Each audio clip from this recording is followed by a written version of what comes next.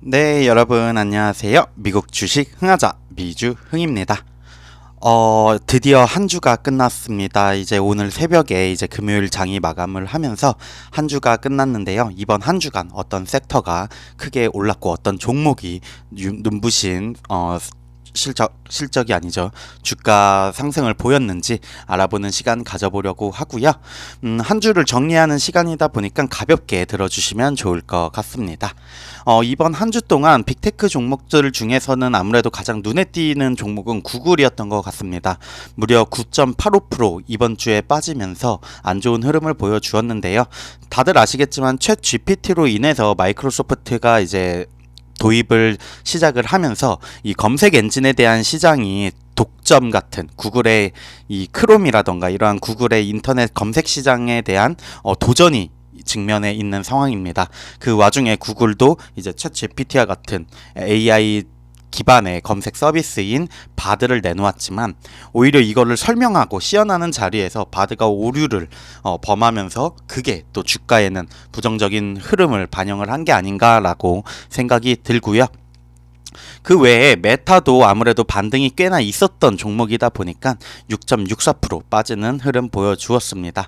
아마존도 실적 발표가 안 좋게 나온 이후에 주가 흐름 빠지면서 이번 주에 5.59% 정도 하락을 했고요. 테슬라 같은 경우에는 이번 주 그래도 3.64%로 상승 마감하였습니다.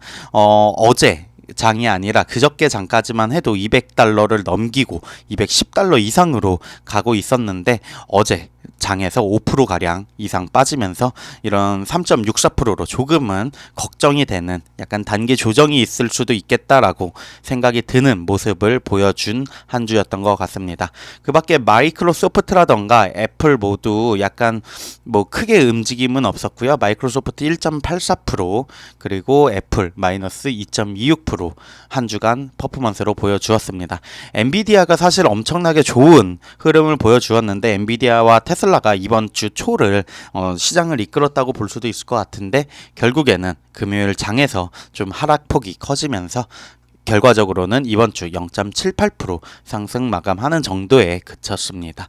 보시면 아시겠지만 한 주간으로 봤을 때도 지금은 약간 이제 기술주 랠리가 또 약간은 잠잠해지면서 뭐 에너지라던가 헬스케어 관련한 종목들이 오르고 있는 게 보이는데요. 그룹으로 한번 봐가지고 어떤 종목들이 어떤 섹터가 올랐는지 보도록 하겠습니다.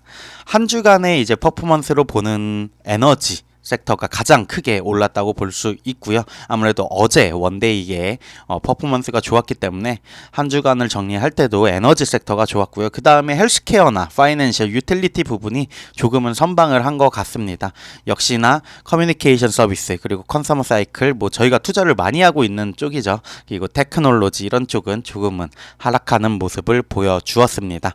위입을 통해서 개별 종목 조금 더 자세히 알아보면요. QQQ 300 아래로 내려온 상황입니다. 아무래도 어제 장에서의 오늘 새벽에 끝난 장에서의 흐름이 조금 아쉬운 수준이었다고 볼 수 있을 것 같고요. 애플 같은 경우에는 그래도 150불 위를 지켜주면서 요 151달러로 마감을 한 상황입니다. 마이크로소프트가 이제 챗 GPT 관련해가지고 되게 좋은 흐름 나타냈었는데 또 이번 주에 오늘은 최근 오늘 장에서 안 좋은 흐름 약간은 보여줬고요. 역시나 구글이 가장 이제 빅테크 종목 중에서는 하락폭이 눈에 띄죠.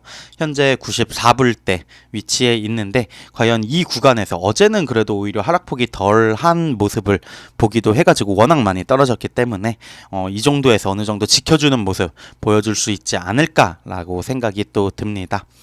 장 흐름 상당히 좋았던 테슬라 여기 이제 200일선인데 여기가 225달러 부근까지는 못 가고 한 214달러를 찍고서 다시 내려온 상황입니다. 5%가량 빠지면서 현재 200달러 아래인 196달러에 위치해 있는 상황이고요. 실적 발표가 있었던 페이팔 같은 경우에는 어제 그래도 장에서 3% 상승 마감했습니다. 80불 위로 올라와 주면서 그래도 실적이 선방을 하다 보니까 이렇게 좋은 흐름 그래도 보여줬던 것 같고요.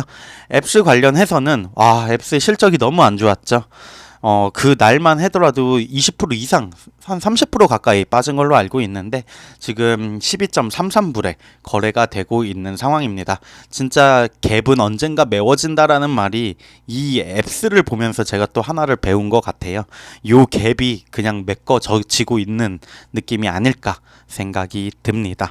소파이도 사실 실적 발표 이후에 상당히 좋은 흐름 보여주고 있다가 최근에 다시 또 약간은 조정을 받고 있는 모습 볼 수 있습니다. 워낙 뭐 단기간에 진짜 한 2배, 거의 2배 가량이죠. 4.24불 대비해서 8.24기 때문에 2배 가량 상승을 하였는데 역시나 단기적인 조정일지 아니면은 다시 이 박스권 안으로 들어오는 흐름일지 언제나처럼 고점을 찍고 다시 내려올지 한번 봐야 될 것 같습니다. 다음 주 중에 실적 발표가 예상되어 있는 에어비앤비 같은 경우에도 5%가량 빠지는 모습 보여주었습니다. 에어비앤비가 사실 변동폭이 어떻게 보면 작은 업체일 수도 있고 기술주인데도 하락폭이 그렇게 크지 않은 종목인데 이번에 어제 장에서 5%가량 빠지면서 아무래도 실적 발표에 대한 부분이 조금은 걱정이 되는 게 아닐까라는 생각이 들고요. 현재 200일선 위치하면서 108불에 위치해 있는 상황입니다. 뭔가 조금 더 여기 보면은 뭐 100일선이나 100달러 정도에서 또 하락이 나오면 그때는 조금 더 포트를 늘릴까라는 생각도 갖고 있습니다. 팔란티어 역시 9불 위로 올라와주는 모습 보여주었지만 소파이와 비슷한 흐름인 것 같아요. 지금 연속적으로 장이 뭔가 기술주에 대한 단기 조정 우려가 있다 보니까 7.5불까지 떨어진 상황이고요. 어제 장에서도 5.53% 하락을 하면서 한 100일 정도의 이동 평균선까지 내려와 있는 상황입니다.